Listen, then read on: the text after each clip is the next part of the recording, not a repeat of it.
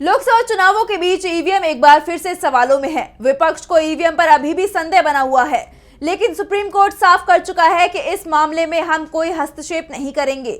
जबकि ईवीएम में गड़बड़ी का कोई ठोस सबूत नहीं मिला है, हम इस पर रोक नहीं लगाने जा रहे।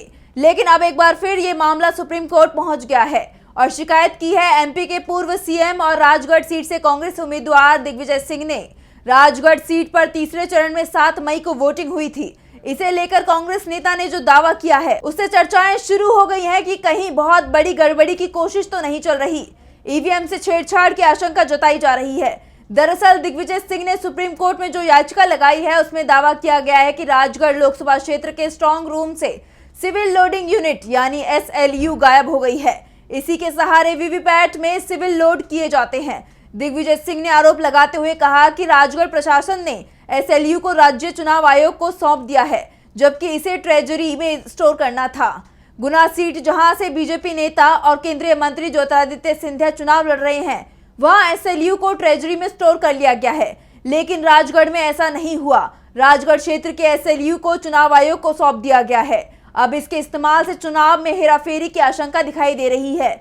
दिग्विजय सिंह ने अपने आरोपों में SLU को लेकर जारी सर्कुलर का भी हवाला दिया है।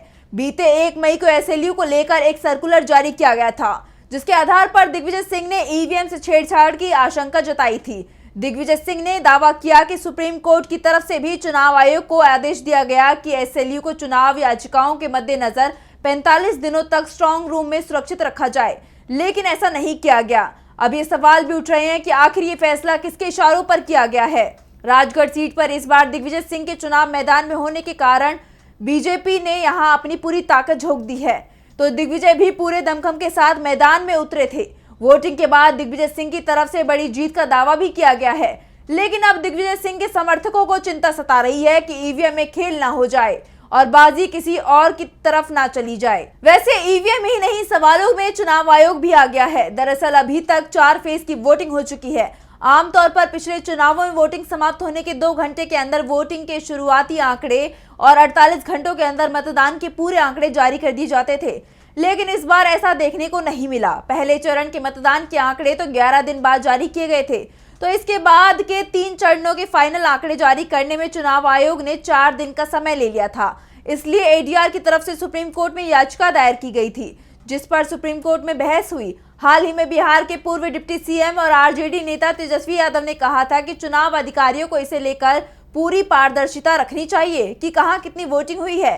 पहले आंकड़े समय पर जारी किए जाते थे, मगर अभी जिस तरह से देरी हो रही है, उससे कहीं ना कहीं गंभीर सवाल पैदा होते हैं। कांग्रेस के राष्ट्रीय अध्यक्ष मल्लिकार्जुन खड़गे ने भी विपक्षी गठबंधन इंडिया में शामिल दलों के नेताओं को पत्र लिखते हुए चुनाव आयोग पर कई सवाल उठाए थे, जिसके बाद चुनाव आयोग ने इंडिया गठबंधन के नेताओं को ही सुना दिया था। ऐसे में साफ है, ईवीएम और चुनाव आयोग इस समय दोनों ही सवालों में घिरते दिखाई दे रहे हैं और दोनों ही मामले इस समय सुप्रीम कोर्ट में पहुंच गए हैं, क्योंकि 4 जून को काउंटिंग होनी है। इसलिए ये तय है कि सुप्रीम कोर्ट इस मामले में जल्दी से जल्दी कोई फैसला सुना सकता है।